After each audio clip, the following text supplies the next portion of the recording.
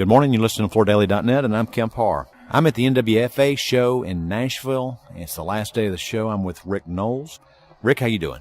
I'm doing great, Kemp. How are you? Good to be with you. It's somewhat newsworthy that you're now over at PanTim. We'll get into that in just a minute. Let's tell our listeners that may not know about you a little bit of your background. Let me start with what I know. I know you started out growing up in the business. Your father was with Clint Hubbard's dad at Mar Glen, and you went through the Queen training program, started out being a carpet guy. Then you ended up with Bruce. You left Bruce prior to the sale to Armstrong. Then you were with Mannington. You headed up their wood program. Then you were with Medallion, then with Shaw, and now this switch to PanTim. Did I get that right? Yeah, you got it right. So this move to PanTim, very interesting.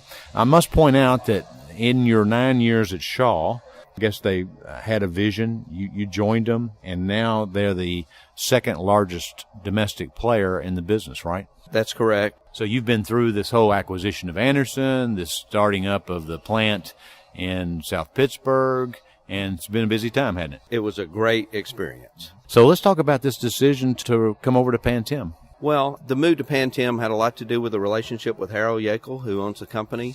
Harold and I have been very good friends for about 14 years. We've done a lot of business together and stayed in close contact over the years.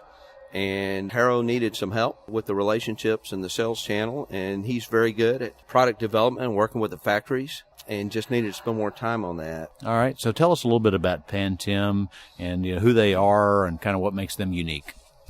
Well, PanTim's got a long history in the timber industry, both in log and the plywood business. It really started as a plywood business a long time ago.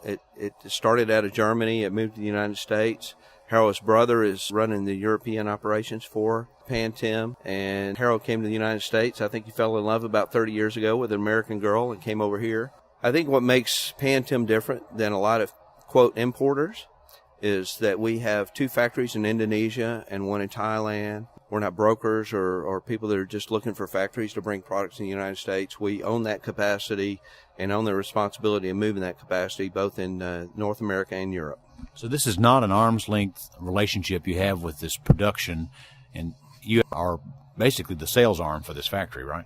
We're the sales and marketing arm. We're committed to move all the capacity, the all-fall products, whatever comes out of those plants, just like anyone that owns a factory. There's a lot of joint venture relationships in terms of equipment purchases and investments in going in different directions in terms of product design and capacities in those plants. Okay, just quickly tell us about the product. I mean, I know it's some solid, some engineered. You got mostly the wide gambit, but tell us a little bit about what they've got. Well, we have a pretty good cross-section of products. We have a lot of hand scrape, smooth, sawn face. In engineered, we have sliced, sawn, and rotary peeled constructions. We have solids and engineered in a variety of things. We just do a lot of different textures, a lot of different species, all of which are lacing compliant, in many cases, plantation grown. And you come to the market with the PanTim brand name, and you also do some private label work, right?